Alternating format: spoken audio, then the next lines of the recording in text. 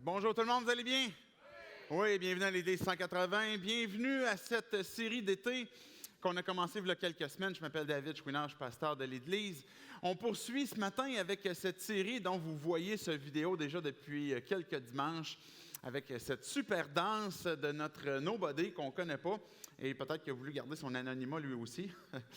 Je ne sais pas si vous avez ce même type de danse. Bref, on a ce regard sur des personnages qu'on trouve dans la Bible et qu'on est en train de découvrir que finalement, quel que soit le personnage qu'on regarde, ce sont tous des nobody, des extraordinaires nobody, parce que le désir que Dieu a en entrant en relation avec nous, si tu es à la recherche de Dieu, si tu viens ici ce matin, tu te poses la question par rapport à Dieu, tu as une curiosité, tu vas en savoir un peu plus, bien, chacun d'entre nous, peu importe où on est, peu importe notre arrière-plan, ce désir que Dieu a quand il nous recherche, quand il nous interpelle, c'est de faire de nos vies de quelque chose qui est transformé, quelque chose qui devient extraordinaire.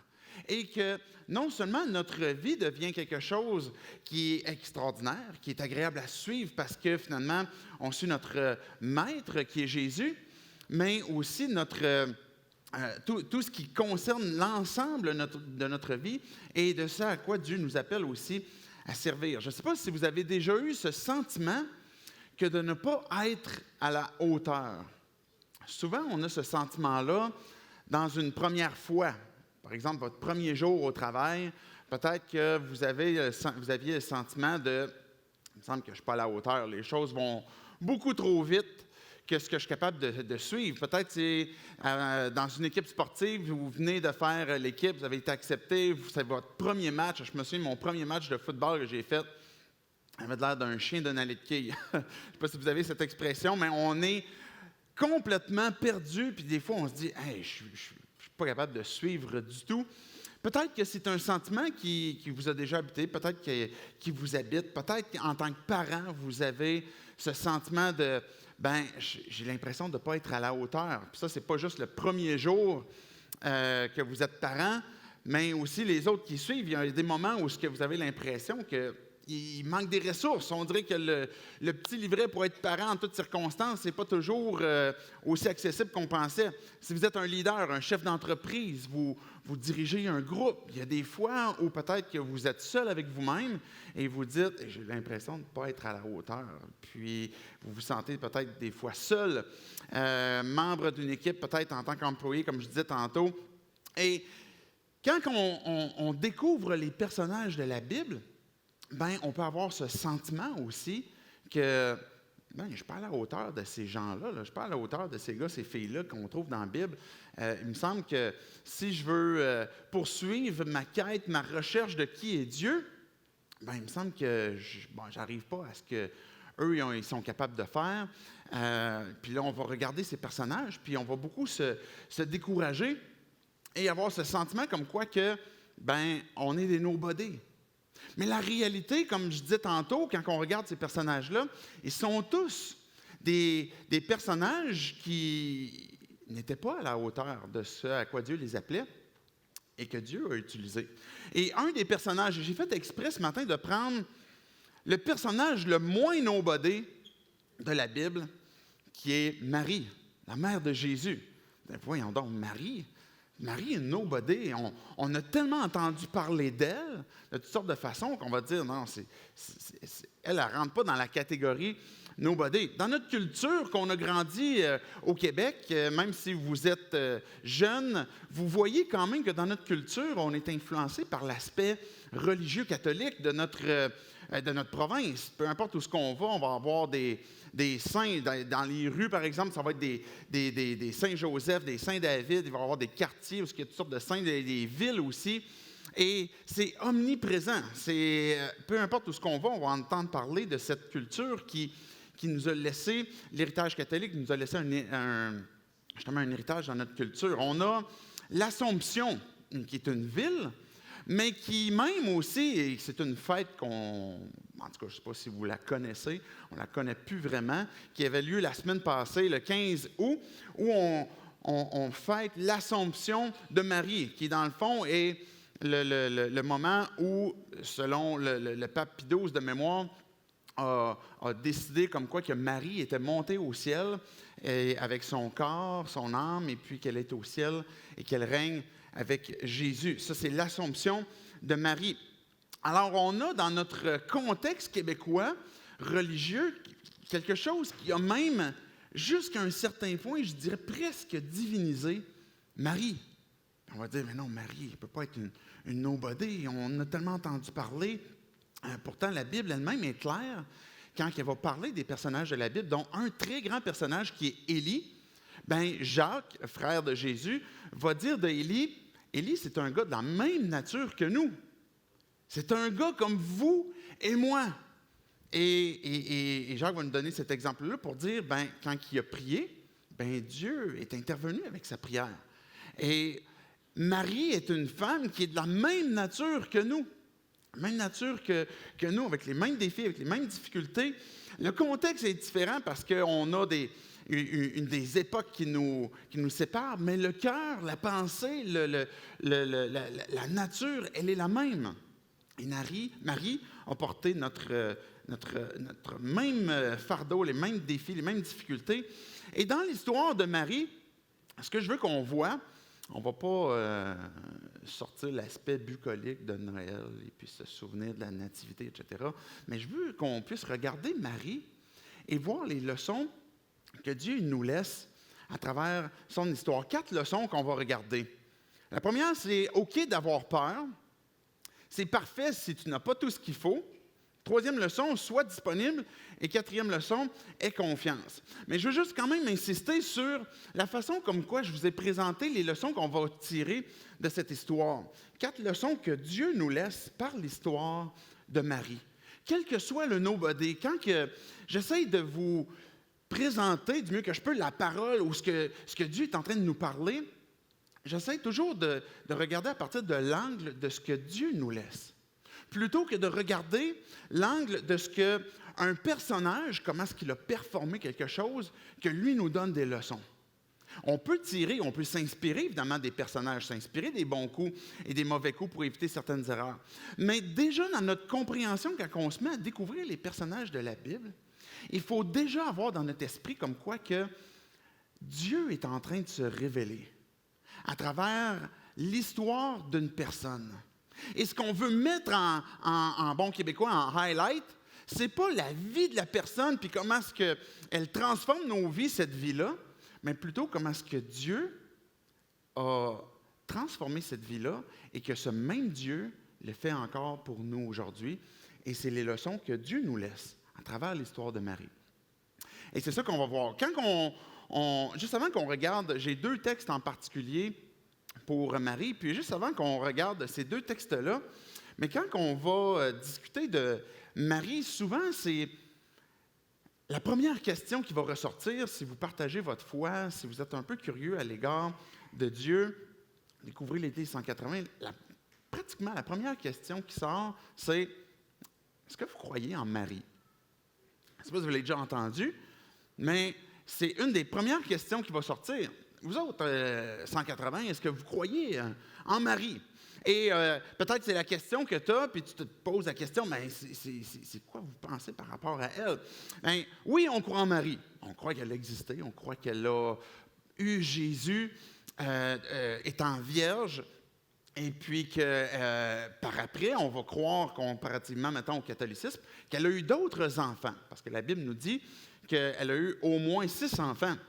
Alors, il y a eu des frères et des sœurs. Les frères sont mentionnés, les sœurs ne sont pas mentionnées, mais il y a eu au moins 6 enfants que Marie a eus. Fait, est-ce qu'on croit que Marie a eu Jésus étant vierge? Bien, la réponse est oui. On croit qu'elle a eu d'autres enfants. Est-ce qu'on croit que Marie est montée au ciel et qu'elle règne avec Jésus? Oui, on croit ça. Comme c'est le sort de tout croyant. Ce que la Bible nous dit, quand on a placé notre foi en Jésus, que Dieu nous a transformés, qu'il nous a donné une nouvelle vie, et on est assis dans les lieux célestes avec Jésus et on règne avec lui. Déjà présentement, mais évidemment, il y a un aspect qui est futur. Donc, oui, il y a un aspect où Marie règne, mais comme tous les autres croyants qui ont placé leur foi en Jésus, on va croire que on ne croira pas, par exemple, à l'Immaculée Conception. Souvent, il y a une confusion entre la naissance virginale et l'Immaculée Conception. L'idée de l'Immaculée Conception, c'est que Marie elle-même n'était pas pécheresse, n'avait pas la marque du péché originel dans le concept d'Immaculée Conception. Et ça, on ne croit pas ça. On va croire que Marie était une femme, comme je disais tantôt, de la même nature que nous. Et alors, on va croire qu'elle avait besoin, elle aussi, d'un sauveur. On va croire que Jésus est notre intermédiaire entre nous et Dieu. Jésus étant lui-même Dieu, mais étant le seul intermédiaire. On ne va pas croire que Marie devient un double intermédiaire entre nous et Jésus. Et c'est ça qui fait la beauté de la foi en Jésus-Christ. Le fait que Marie porte la même nature que nous révèle comment est-ce que Dieu, dans son amour infini, a choisi une personne de l'humanité, Marie, pour finalement apporter la rédemption, pour faire porter cet enfant qu'on appelle le Fils de Dieu et qui nous rappelle aussi l'accès direct à Dieu que l'on a par Jésus-Christ. Souvent, cette question-là, et je profite pour faire une mini-parenthèse de plus avant qu'on aille lire les textes sur Marie, parce que souvent, si vous posez cette question, est-ce que vous croyez en Marie, comme ce que je viens de répondre, mais il va suivre aussi la question naturellement, mais dans ce cas-là, c'est quoi la distinction entre ce qui est catholique et ce qui est protestant, cette branche protestante où il va y avoir, par exemple, les évangéliques, différentes dénominations. Ça va être quoi la différence entre les catholiques et les protestants? Alors, la Bible, pour les gens qui on étiquette protestants, fait autorité. C'est-à-dire qu'on croit que la Bible, en elle-même, seule, vient porter finalement direction, ou vient révéler ce que Dieu est, ce que Jésus est, pour nous communiquer la vie. Et ça emmène qu'il n'y a pas de choses de plus qu'on va ajouter. Comme par exemple, l'Église catholique, ce qu'ils vont affirmer, c'est que la Bible est autoritaire, plus la tradition. La tradition, c'est ce qu'on peut dire qui ne vient pas de la Bible. Par exemple, le pape peut dire, Marie, elle est montée au ciel, elle est reine d'Église et puis du monde, et puis elle règne, et puis elle va intercéder pour nous. Bien que ça ne vienne pas de la Bible, le catholicisme va dire, ça c'est pour nous une tradition et c'est autoritaire. Comparativement à ce que les protestants vont dire, la Bible, elle est seule en soi pour diriger. Il n'y a pas de hiérarchie chez les protestants, ou il n'y a pas de pape qui est le vicaire, finalement, un peu le représentant de Jésus-Christ sur terre. Dans l'Église, dans l'Église protestante, il n'y a pas ce type de hiérarchie, mais chaque croyant est prêtre ou prêtresse. Et ça, ce que ça veut dire, c'est que c'est l'idée de prêtre, ce qu'il y a derrière, c'est qu'il y a un contact directement avec Dieu. Et c'est la raison pour laquelle on n'a pas de confesse à l'Église 180. Vous pouvez venir me confesser vos péchés si vous voulez, mais ça ne vous donnera pas plus de la faveur de Dieu. Je peux vous aider. La Bible nous encourage à confesser les uns aux autres pour qu'on soit capable de cheminer, d'aller de l'avant quand on dit la vérité.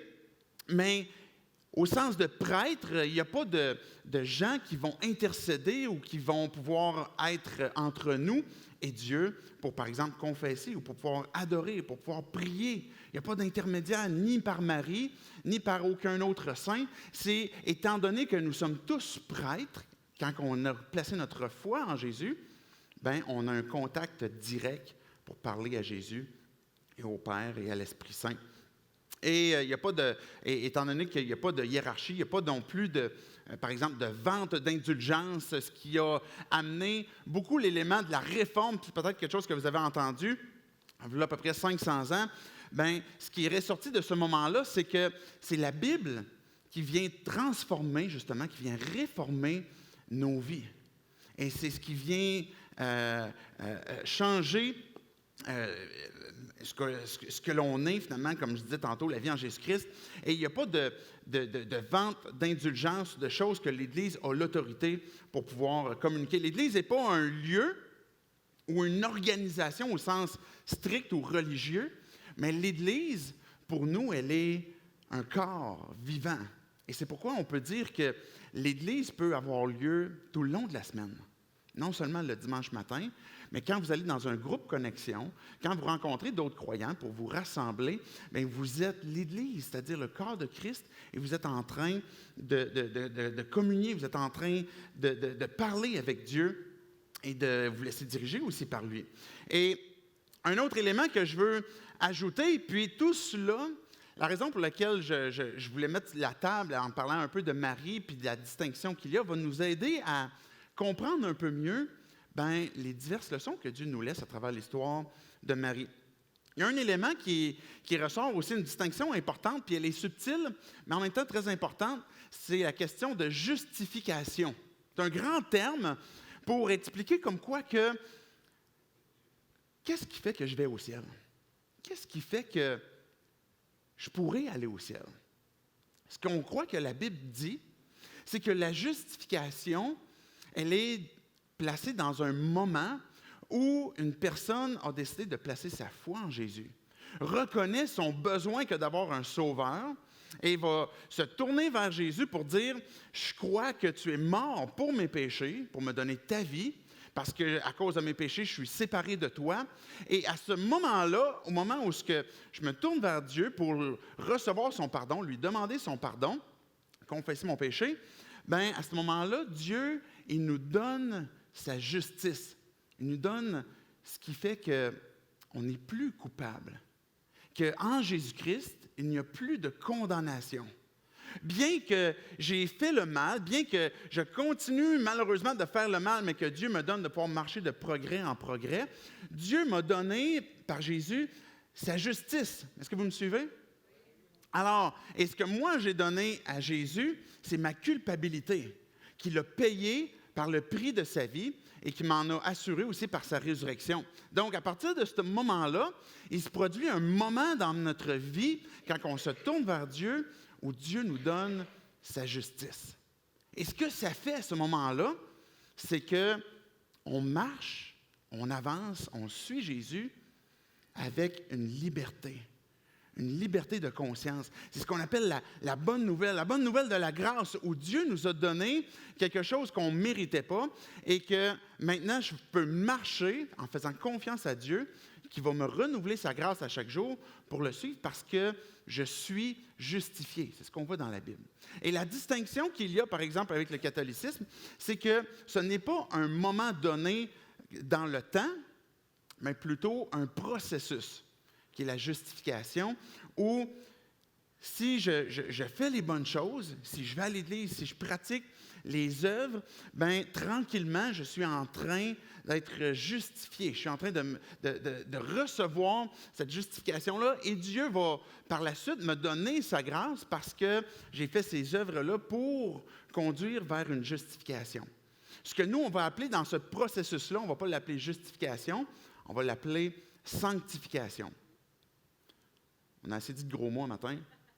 Est-ce que vous me suivez encore jusque-là? OK. Quand que Dieu va nous donner cette histoire de Marie, ce qui va ressortir va être la naissance d'un sauveur. Le fait que Dieu, dans la personne de Jésus qui n'a jamais de début, jamais de fin, qui est sans père, sans mère, au sens, dans sa nature propre de ce que Dieu est, de ce que Jésus est. Mais Dieu a décidé de venir nous visiter. Le Père a décidé de nous donner son Fils et de venir nous visiter. Et le Fils est venu dans la forme d'un enfant, d'un bébé, et a pris notre forme pour pouvoir venir nous sauver. Et Dieu a utilisé une nobody pour faire son œuvre. Et à travers cette personne de Marie, Dieu nous montre qui il est. Et comment, dans ta vie, il veut et peut intervenir aussi. Et c'est ça qu'on veut retirer ce matin. J'aimerais qu'on puisse lire dans Luc 1, les versets 26 à 38. Je vais commenter brièvement au fur et à mesure que je vais lire, puis après ça, on va regarder déjà les deux premières leçons que Dieu nous laisse. Avant, je veux prier. Dieu, on veut te dire merci pour ta parole. Merci parce que tu nous as révélé qui tu es. Tu t'es révélé à nous, Jésus. Tu nous as laissé cette histoire qui nous parle de Marie, cette femme que tu as choisie. Et nous laisser comment est-ce que dans nos vies, tu veux intervenir aussi. Que tu veux nous encourager, nous interpeller à te faire confiance. Ma prière, Dieu, ce matin, c'est que tu puisses, pour chacun d'entre nous, qu'on ait déjà placé notre foi en toi, qu'on soit déjà bien engagé où ce qu'on te suit, qu'on soit peut-être dans une période de nos vies où on est bien loin de toi parce qu'on a abandonné, ou on a délaissé. Ou Dieu, où on est peut-être curieux, où on n'a pas encore cette complète compréhension de qui tu es, que tu puisses venir nous parler, que tu puisses venir nous montrer qu'est-ce que tu as à nous dire pour chacun d'entre nous. Que ces paroles de vérité puissent prendre vie dans nos vies. Et c'est en ton nom, Jésus, qu'on prie ces choses. Amen. Amen. Donc, la première leçon que Dieu nous laisse, c'est que c'est OK d'avoir peur. Est-ce qu'il y en a qui n'ont jamais eu peur de leur vie? Regardez ce qui est arrivé avec Marie. L'ange apparaît, juste pour vous donner le contexte des 3 petits points avant. On connaît, même si vous êtes pas croyant, je suis convaincu que vous connaissez quand même les grandes lignes de l'histoire. Un ange apparaît à Marie, et cet ange-là, c'est Gabriel. Il apparaît au 6e mois, et puis, ça dit au 6e mois à cette époque-là, et là, l'ange apparaît, et cette jeune fille s'appelait Marie. L'ange entre chez elle et lui dit, « Réjouis-toi, toi à qui Dieu a accordé sa faveur. Le Seigneur est avec toi. » Marie fut profondément troublée par ces paroles. Elle se demandait ce que signifiait une telle salutation. L'ange lui dit alors, « N'aie pas peur, Marie, car Dieu t'a accordé sa faveur. Voici, bientôt tu seras enceinte et tu mettras au monde un fils. Tu le nommeras Jésus, il sera grand. Il sera appelé Fils du Très-Haut, et le Seigneur Dieu lui donnera le trône de David, son ancêtre. Il régnera éternellement sur le peuple issu de Jacob, et son règne n'aura pas de fin. » Marie dit à l'ange, « Comment cela se fera-t-il, puisque je suis vierge? » Je mets 3 points pour aller à la fin du texte. L'ange va lui expliquer comme quoi que l'Esprit va venir sur elle, la naissance de Jésus va se créer, va se faire, la conception de Jésus. Et après ça, il va lui expliquer, « Car rien n'est impossible à Dieu. » Alors Marie répond, « Je suis la servante du Seigneur. Que tout ce que tu m'as dit s'accomplisse pour moi. » Et l'ange la quitta. Marie a un ange qui rentre chez elle, et ce n'est pas n'importe quel ange, c'est Gabriel. Si vous avez déjà entendu parler un peu de Gabriel, cet ange-là, il apparaît en d'autres circonstances que juste pour annoncer à Marie qu'elle va porter Jésus. L'ange Gabriel, on le voit par exemple dans le livre de Daniel. Je ne vous ai pas apporté la lecture, mais vous pouvez voir que Daniel va avoir cette discussion, aussi une discussion avec l'ange Gabriel, et qui est décrit comme étant un ange qui est impressionnant et qui, à la limite, est effrayant. Même s'il vient avec des bonnes intentions, il y a quelque chose qui est effrayant. Et puis, on ne peut pas blâmer Marie que d'avoir peur. J'imagine que tout ce qui sort de l'ordinaire, une circonstance semblable, qui est surnaturelle, on serait tous effrayés devant un ange. Et l'ange va lui dire, « N'aie pas peur, Marie. » Mais ce qui pique ma curiosité dans le texte qu'on a lu, c'est que Marie, son questionnement n'était pas tant comme, « Hey, il a des ailes, lui. Hey, il est donc bien blanc, il est comme glorieux. » Pour elle, ce qui la questionnait, ce qui l'interrogeait, c'est quoi qui me vaut une telle salutation? Pourquoi est-ce qu'on me salue comme ça? Réjouis-toi, Marie, parce que une faveur, une grande faveur, une grâce t'est accordée.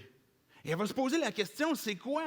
Et l'ange va lui dire, sois pas effrayé. Une salutation comme telle, peut amener certainement Marie à être troublée. Ça veut dire quoi?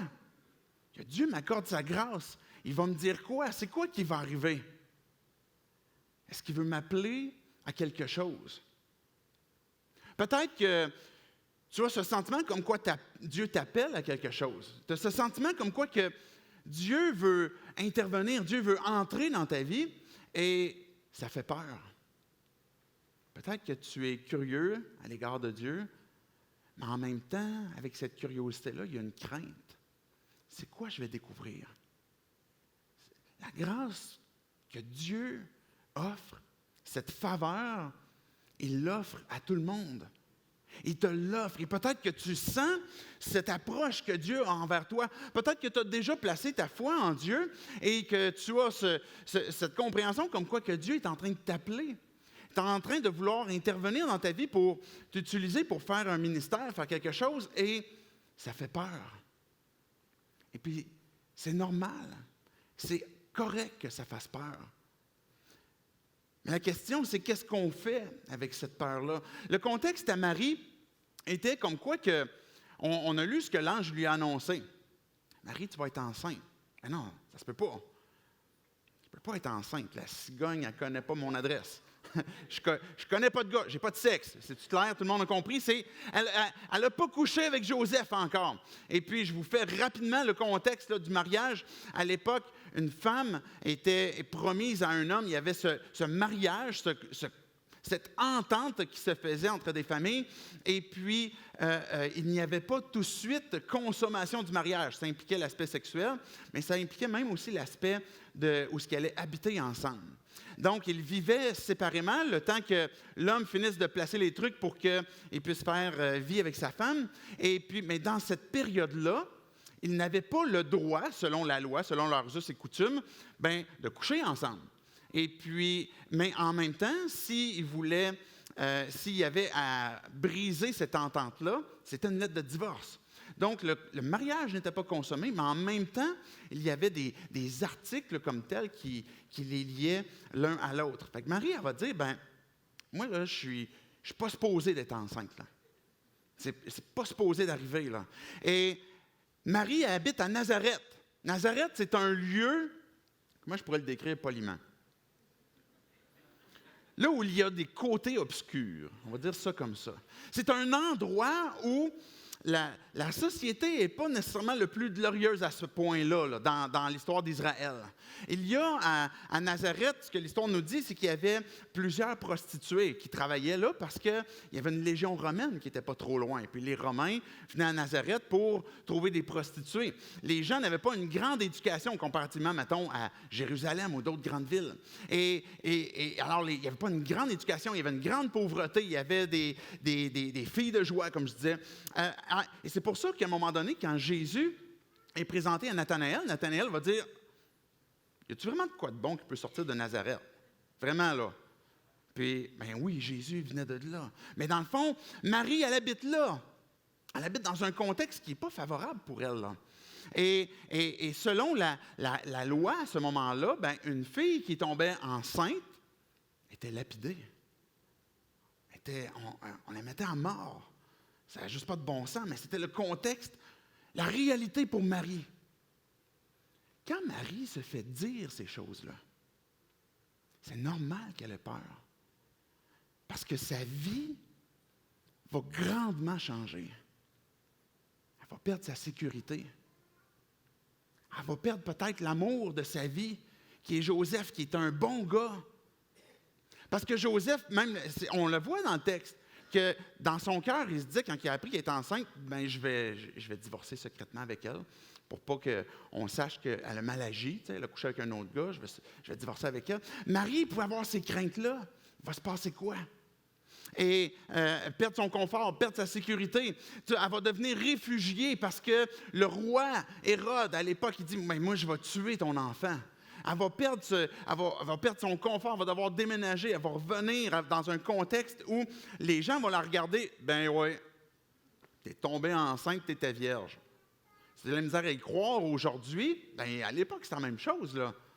Tu ne prendras pas pour un fou, le mari, là. On le sait que, dans le fond, tu es allé coucher à quelque part, là, ailleurs. Et la réalité, dans son contexte, c'est que l'annonce que l'ange est en train de lui faire, pour sa vie à elle, pouvait devenir une mauvaise nouvelle. Est-ce que vous me suivez?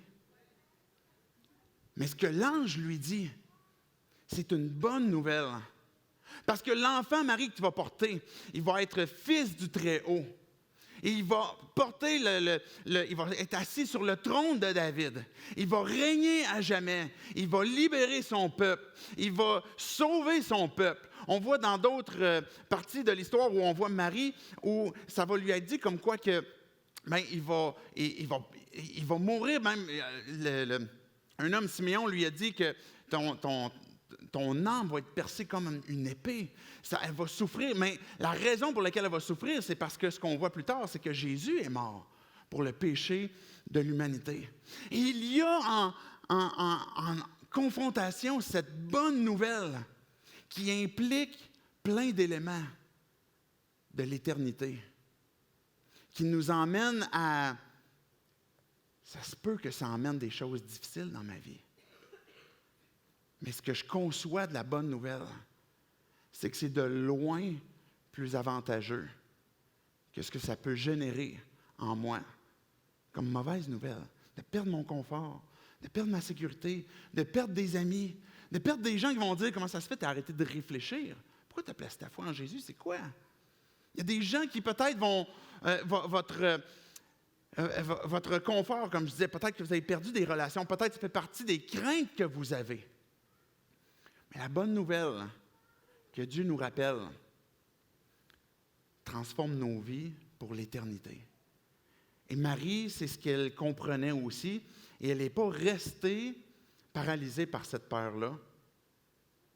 Et Dieu, elle a compris qu'il va être à l'œuvre dans sa vie, par sa vie, mais que ça nécessitait certainement de faire confiance à Dieu.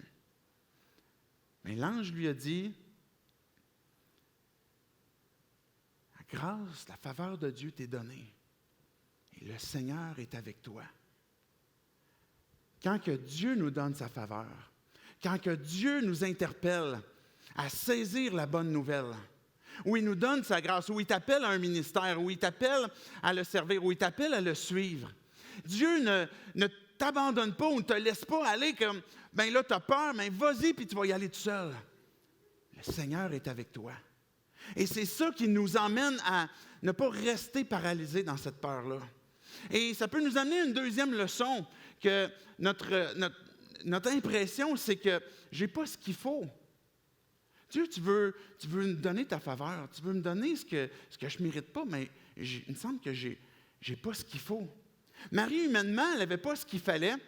Elle n'avait pas l'âge. Je ne sais pas si vous êtes déjà fait dire ça. Tu n'as pas l'âge pour faire ça. Tu es trop vieux.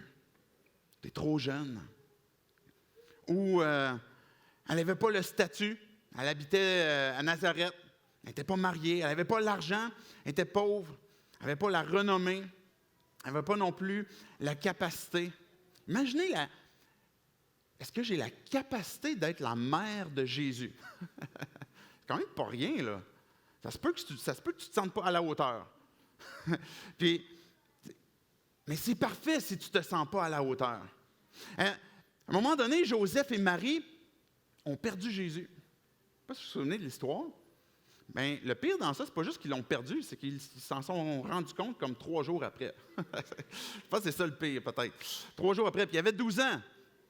Hey, il est où Jésus en passant? Ben, je pensais que tu étais avec toi. Non, je pensais que tu étais avec toi. Mais il est où? On retourne d'abord, on revient à Jérusalem, ils l'ont retrouvé. Mais ils n'avaient pas la compétence pour être parfaitement parents, pour être la mère de Jésus. Les défauts qu'elle-même avec lesquels elle devait lutter. Et comme je disais tantôt, c'est la raison qu'on croit que Marie, elle aussi, elle avait des luttes, elle avait ses propres péchés, mais c'est parce que la Bible nous le dit. Mais elle avait besoin, elle aussi, d'un sauveur, mais ses manquements l'emmenaient certainement à penser que j'ai pas ce qu'il faut, pour pouvoir le faire. Je veux lire un deuxième texte que je vais commenter au fur et à mesure, qui se trouve finalement au mari quand il est allé voir sa proche parente, Élisabeth, qui était elle aussi un peu comme une forme de signe que Dieu lui donnait pour dire, regarde, ta proche parente est tombée enceinte, celle qui va donner naissance à Jean-Baptiste. Et Marie arrive chez Élisabeth. On peut voir le texte de Luc 1. Élisabeth, en entendant la voix de Marie, son Jean-Baptiste, il se met à tressaillir de joie. Déjà, ils sont des bons bodés à l'époque. Tu es heureuse, toi qui as cru à l'accomplissement de ce que le Seigneur t'a annoncé. Juste un instant. Élisabeth est en train déjà d'affirmer, est en train de prophétiser, est en train de dire des choses en ce qui concerne Marie. Tu es heureuse. Pourquoi? Toi qui as cru. Marie a eu besoin, elle aussi, de placer sa foi, de croire à l'accomplissement de ce que le Seigneur lui avait annoncé. On continue la suite du texte. Alors Marie dit, on est toujours dans la réflexion comme quoi elle pouvait avoir le sentiment qu'elle n'a pas tout ce qu'il faut. Mon âme chante la grandeur du Seigneur et mon esprit se réjouit à cause de Dieu, mon Sauveur. Car il a bien voulu abaisser son regard sur son humble servante. C'est pourquoi, désormais, à travers tous les temps, on m'appellera bienheureuse. On peut arrêter là un instant. Déjà, Marie savait que la faveur que Dieu lui avait accordée allait faire en sorte qu'on allait dire qu'elle est bienheureuse. Que Dieu a abaissé son regard sur son humble servante et qu'il lui a accordé sa grâce, mais elle ne le méritait pas. Et elle aussi, elle avait besoin d'un sauveur. Regardez, on voit la suite. Car le Dieu Tout-Puissant a fait pour moi de grandes choses. Lui, il est saint, et sa bonté s'étendra d'âge en âge sur ceux qui le craignent. Il est intervenu de toute sa puissance, et il a dispersé les hommes dont le cœur était rempli d'orgueil. Il a précipité la puissance de leur trône. Il a élevé les hommes. On attend là juste un instant. Ce que Marie est en train de dire, c'est que le choix que Dieu a fait, c'est d'intervenir auprès de gens et de donner sa faveur auprès de gens qui reconnaissent ne pas avoir ce qu'il faut. J'ai besoin que Dieu abaisse son regard sur moi. J'ai besoin de sa bonté. Et les hommes qui ont le cœur rempli d'orgueil ou ceux qui sont puissants, ce n'est pas ceux-là que Dieu a choisis. On aurait pu penser, si on se place dans la tête de Dieu, il me semble qu'il aurait dû choisir une femme qui, peut-être mariée, a de l'argent, qui a un statut social qui est important. Et Dieu a agi tout le contraire. Parce qu'il est en train de nous communiquer qui il est. Il est en train de nous montrer que chacun d'entre nous, peu importe ton statut social, peu importe ce que tu as ou ce que tu n'as pas, Dieu nous emmène à comprendre qu'on a besoin désespérément de lui. Et que l'orgueil, finalement, nous emmène plutôt à l'inverse, cette idée d'orgueil ou de puissance, comme quoi que je suis capable, Dieu, je vais m'en occuper. Mes ressources sont suffisantes pour que je puisse prendre les choses en main. Regardez la suite du texte, verset 53. Il a comblé de biens ceux qui sont affamés. Il a renvoyé les riches, les mains vides. C'est pas que Dieu n'aime pas les riches en passant. Si vous êtes riche, je suis content pour vous.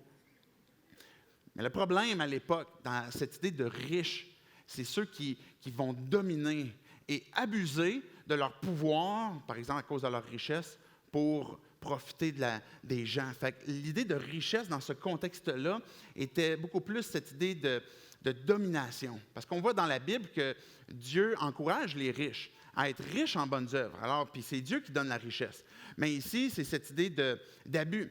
Oui, il a pris en main la cause d'Israël, il a témoigné de sa bonté au peuple qui le sert, comme il l'avait promis à nos ancêtres, à Abraham et à ses descendants, pour tous les temps. Et cette promesse-là, elle est encore vraie aujourd'hui, parce que ce que Dieu a dit, il le fait. Au moment où ce que Marie est en train de parler, il s'est passé plusieurs années entre elle et la promesse que Dieu avait faite à Abraham. Et cette promesse-là, elle est encore vraie aujourd'hui, où Dieu veut délivrer son peuple, veut donner sa bonté pour son peuple. Peut-être que tu as ce sentiment que tu n'as pas ce qu'il faut, et c'est parfait. Et l'idée, ce n'est pas de tomber dans « bon, mais je ne fais plus rien d'abord », mais c'est que Dieu, j'ai besoin de toi. Regardez, je vous ai apporté une image, une photo de ce qui peut bien représenter. C'est mon chien. C'est quoi la grâce et la miséricorde? Okay, je vous explique le contexte. Je m'achète une paire de sneakers pour la course. Je les paye quand même assez cher, selon mon budget. Et puis, à un moment donné, j'essaie de ne pas trop les user, mais ils vont quand même s'user quand même assez vite. Mais tout d'un coup, ils se font user prématurément. Parce que mon chien, que ici, voilà, avait mon sneak dans sa bouche, puis il avait commencé à le manger. Il a commencé à manger puis dévorer ce qu'il y avait à l'intérieur. Et là, quand j'ai vu ça, je me suis dit, ça y est, tu finis en steak haché, c'est sûr. Toi, sur le barbecue, je suis sûr que t'es bon. Et là, je suis fâché. Là, puis, vous voyez qu'il manque un œil, là, puis l'autre œil, il ne voit rien. Là, il est complètement opaque. Là, fait que, c'est un chien complètement aveugle. Là. Je me dis, je ne peux pas le battre là, en plus. Là. Mais en même temps, j'ai tellement envie de prendre ma godasse, puis les deux, puis je vais taper dessus, m'en profiter. Et là, je me retiens, puis je suis fâché. Puis là, je réussis à dépomper un petit peu. Et là, je continue de faire mes affaires. Puis à un moment donné, le chien revient proche de moi, puis je le vois comme, il est embarrassé par quelque chose. Il essaie de se frotter à la tête, il essaie de comme passer sa patte. Et là, je réalise qu'il y a un bout de mon sneak dans ses dents. Et là, je vais-tu vraiment t'aider? Tu as mangé mon sneak, tu es pris avec ton problème, puis là, tu viens me gosser pour que moi, je t'aide. Et là, j'ai ouvert la bouche, puis là, j'ai gossé pendant une couple de minutes, parce que c'était vraiment pris, puis j'ai réussi à sortir un bout de caoutchouc puis de tissu entre ses dents en avant. Et puis, j'ai eu compassion. J'ai eu compassion de mon chien, finalement. Il n'est pas en steak haché encore. Il n'a pas mangé le deuxième sneak. La bonté ou la grâce, la miséricorde que Dieu déploie est semblable à ça. C'est-à-dire qu'on ne mérite pas. On est devant Dieu orgueilleux, on est devant Dieu pécheur, on a manqué, on a mal agi à l'égard de Dieu, on a mangé ses souliers. Et le pire, c'est qu'on arrive devant Dieu, puis quand Dieu, j'ai ton soulier de poignet dans la bouche, puis je pourrais l'enlever. Notre propre péché, notre propre mal, fait en sorte qu'on a besoin de la miséricorde, où ce que Dieu ne nous donne pas tout ce qu'on mérite. Et qu'on a besoin de la grâce et la bonté de Dieu où il va nous donner ce qu'on ne mérite pas. Et ça, c'est le caractère de Dieu. Et quand on a ce sentiment que je n'ai pas tout ce qu'il faut, bien, Dieu est en train de me dire, bien, c'est parfait parce que moi, je l'ai. Et viens me voir, viens me rencontrer. Mais souvent, on va se priver de la grâce de Dieu, de sa miséricorde, de sa bonté, parce que à cause de notre culpabilité ou à cause de nos manques ou à cause qu'on n'a pas les bonnes capacités, et puis je ne serais pas capable ou je ne mérite pas que tu interviennes comme ça dans ma vie. Et Dieu a dit à Marie, je vais te combler de grâce. On a tordu un petit peu le sens où, dans notre héritage, c'est Marie pleine de grâce, et ce qu'on a traduit à travers les années, c'est qu'elle est source de grâce. Et ce n'est pas ce que Dieu est en train de dire. Dieu est en train de dire, Marie, je vais te combler de ma grâce. Quelque chose que tu ne mérites pas. Mais à cause de ça, on va t'appeler bienheureuse. Et ce que Dieu nous rappelle, c'est que lui a ce qu'il faut. Et que lui, il a cette capacité d'intervenir. Et que, comme je disais tantôt, quand que Dieu donne sa grâce, il donne sa présence aussi. Et si vous vous souvenez de l'histoire de quand Jésus a multiplié les pains, qu'est-ce que ça prend à Jésus pour nourrir une foule de 10 000 personnes? 5 000 hommes avec les femmes et les enfants. 5 pains et 2 poissons. Et Dieu, je n'ai pas des grandes capacités. Je n'ai pas l'impression d'avoir tout ce qu'il faut. Marie n'avait pas le contexte pour j'ai tout ce qu'il faut, j'ai Dieu pour porter Jésus. Mais je te fais confiance. Et le peu que j'ai, je le rends disponible. Et c'est la troisième leçon. La troisième et la quatrième leçon sont intimement liées. Mais cette idée d'être disponible, de Dieu, je suis prêt à me laisser utiliser par toi. Et je vais souvent illustrer cette idée de disponibilité par un gant où Dieu est celui qui veut mettre sa main dans sa vie, dans nos vies, et dans ce gant pour qu'il puisse nous utiliser. Mais sans son intervention, sans notre disponibilité, bien, Dieu ne le fera pas. Et il y a une question de confiance où, bien, Dieu, je me rends disponible. Et Peut-être que je pourrais avoir des raisons comme quoi que, Dieu, je ne peux pas être disponible parce que je n'ai pas les ressources, je n'ai pas la capacité, j'ai pas assez de... Je ne suis pas assez spirituel. Dieu, j'ai l'impression de ne pas avoir ce qu'il faut. Je suis trop jeune, trop vieux, comme on disait tantôt.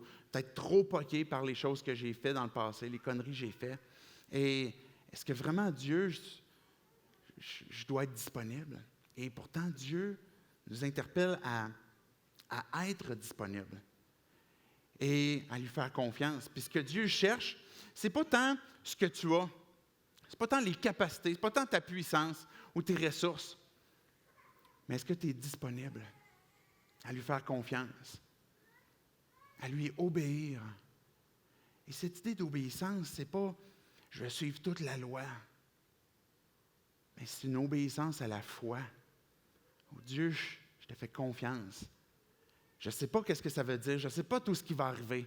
Je ne sais pas qu'est-ce qui va arriver demain. Marie, elle ne savait pas qu'est-ce qui allait se produire dans 5 jours, dans 10 jours. Elle ne savait pas tout ce que ça allait impliquer. Mais je suis disponible. Et on peut revenir dans Luc 1, si on peut mettre le verset 38, pour qu'on puisse voir la réponse de Marie. Ce qu'elle a dit à l'ange avant qu'il quitte, qui est le dernier verset du premier texte. L'ange lui dit « Rien n'est impossible à Dieu ».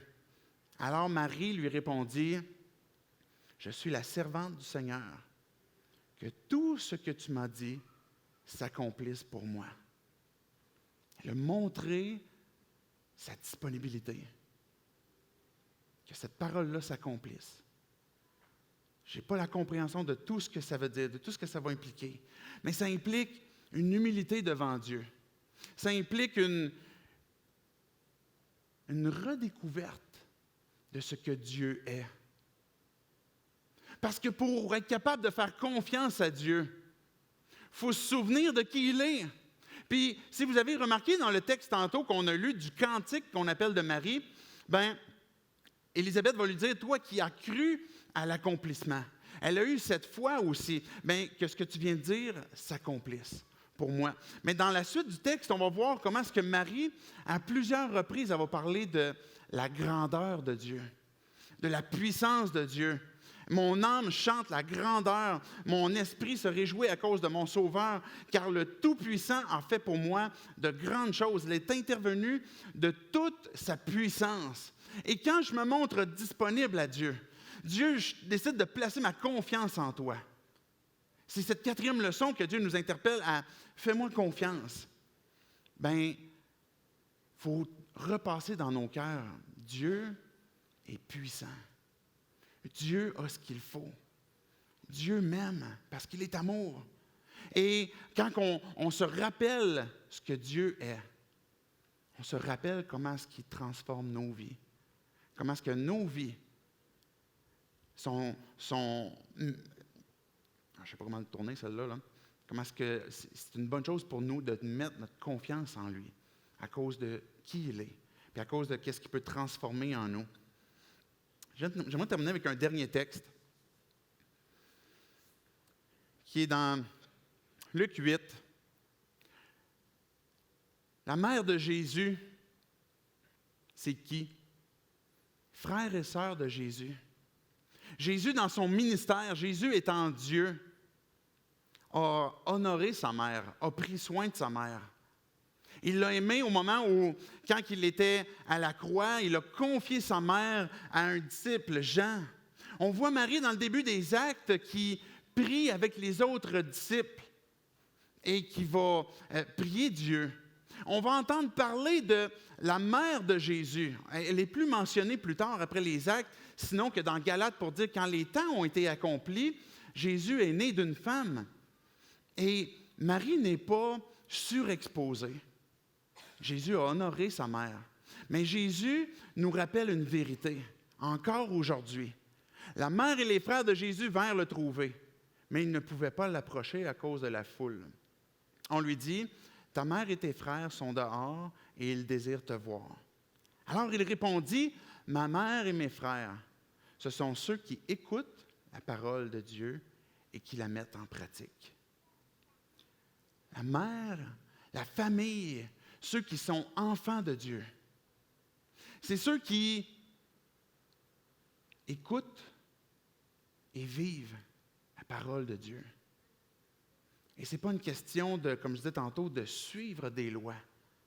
Mais ça nécessite une question de dépendance, de confiance, de recevoir ce qu'il a à te donner et de ne pas t'en priver pour les raisons qu'on mentionnait, que ce soit à cause que tu te sens incompétent ou à cause que tu ne le mérites pas, mais que Dieu nous interpelle à ne pas rester dans la peur non plus, mais d'être disponible et de lui faire confiance pour que finalement, on écoute et qu'on vive cette vie que Jésus veut pour nous, qu'on puisse découvrir pleinement la vie en lui parce qu'on lui fait confiance. Et peut-être que tu es ici ce matin et tu as déjà placé ta confiance en Dieu, en Jésus. Et ce qui nous interpelle ce matin, c'est de renouveler cette confiance. De ce que tu as, de dire, Dieu, je le rends disponible. J'ai l'impression de ne pas avoir tout ce qu'il faut, mais c'est parfait, Dieu. Parce que de toute façon, la gloire te revient. Utilise-moi. De renouveler cette confiance pour dire, je veux le suivre. Que si Dieu t'appelle à un ministère, que Dieu est en train de placer quelque chose sur ton cœur, et ça nécessite pour toi de lui faire confiance. Je t'interpelle ce matin à dire à Dieu que oui, tu es prêt. Que ta parole que tu as dite, que tu m'appelles, se fasse dans ma vie. Et que si tu es présentement à la recherche de découvrir Dieu, à découvrir qui il est de plus en plus, je t'encourage à ne pas rester à là où tu as peur. Et que c'est vrai, ça nécessite certains éléments de confiance en Dieu. Mais de ne pas laisser paralyser par cette peur, mais de te rappeler que si tu recherches ce Dieu que la Bible nous présente, Jésus, qui te donne sa grâce et que tu as besoin de saisir, mais que la seule façon pour la saisir, c'est par la foi, par la confiance. Mais de te rappeler aussi que si tu saisis cette grâce, il y a des choses qui peut-être te font peur, peut-être que tu as peur de perdre. Mais le Seigneur est avec toi. Cette parole que l'ange a dite révèle le caractère de Dieu, qu'il donne et que, ultimement, ce qu'il donne, c'est sa présence dans nos vies. J'aimerais qu'on puisse terminer par la prière. Dieu, on veut te dire merci encore une fois pour ta parole. Merci pour cette histoire que tu nous laisses à travers Marie. Ces leçons, Dieu, que tu nous laisses aussi, que des fois on est dans la peur, de ce sentiment que de ne pas avoir ce qu'il faut. Mais Dieu, ce matin, on veut se rappeler que tu nous donnes ta faveur, qu'on ne la mérite pas, qu'on n'a pas tout ce qu'il faut, mais que toi, Dieu, tu as ce qu'il faut. Et que c'est en toi, Jésus, qu'on peut découvrir la vie, cette vie abondante, cette vie qui est au-delà de ce que l'on a présentement, mais qui concerne l'éternité, qui peut peut-être impliquer des difficultés, des épreuves, peut-être des épreuves qui sont liées à cette foi, Dieu, que l'on a en toi. Mais ce matin, on veut placer notre confiance en toi, renouveler notre confiance et répondre à ce à quoi tu nous appelles. Et te dire que cette parole s'accomplisse dans ma vie. Parce que Dieu, je me rends disponible. Et que Dieu, si on n'a jamais placé notre confiance en toi pour recevoir ton pardon, on veut te dire ce matin, merci pour Jésus qui nous a été donné, Fils de Dieu, qui est mort, ressuscité, pour me donner sa justice. Je te demande pardon, Dieu, pour le mal que je fais, que j'ai fait, pour cette condamnation, Dieu, que j'ai besoin d'être sauvé. Je te donne ma vie pour recevoir la tienne. Fais de moi ton enfant. Fais de moi, Père, celui qui écoute et qui pratique. Parce que je veux être ton enfant. Par cette foi que je place en toi. C'est en ton nom, Jésus, qu'on prie ces choses. Amen. Je t'invite à vous lever avec nous. J'ai l'occasion de pouvoir répondre aux vérités qu'on vient d'entendre de la Bible et pouvoir dire à Dieu qu'on l'aime à travers les chants qu'on a.